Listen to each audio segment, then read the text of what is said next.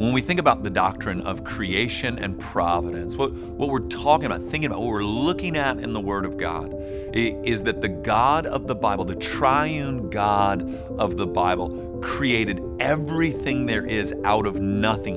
That out of the overflow of the perfection of the Trinity, the delight in the Godhead, poured out this artistic display of goodness and grace, so that when we look at creation before sin entered the cosmos, it was decided by God that it was good. Tremendous beauty, peace, life, no death, order, not chaos, and that God did this by speaking it into being. It wasn't like these things existed somewhere and then God needed a place to put them, but rather God, out of the overflow of his own delight and joy within himself, began to design and decorate and call out the creative order.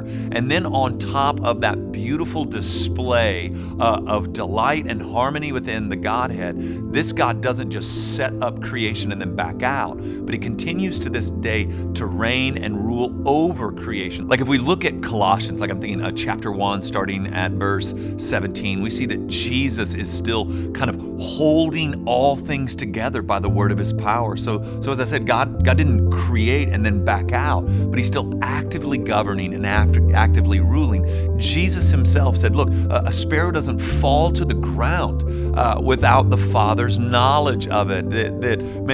As you think about the daisies of the field, as you think about the creative order, aren't you more important than they? Jesus gives this picture of God's involvement in the everyday acts of what you and I might consider botany or biology, that God's actively involved in that. But underneath the science of creation, there's a God ruling and reigning providentially.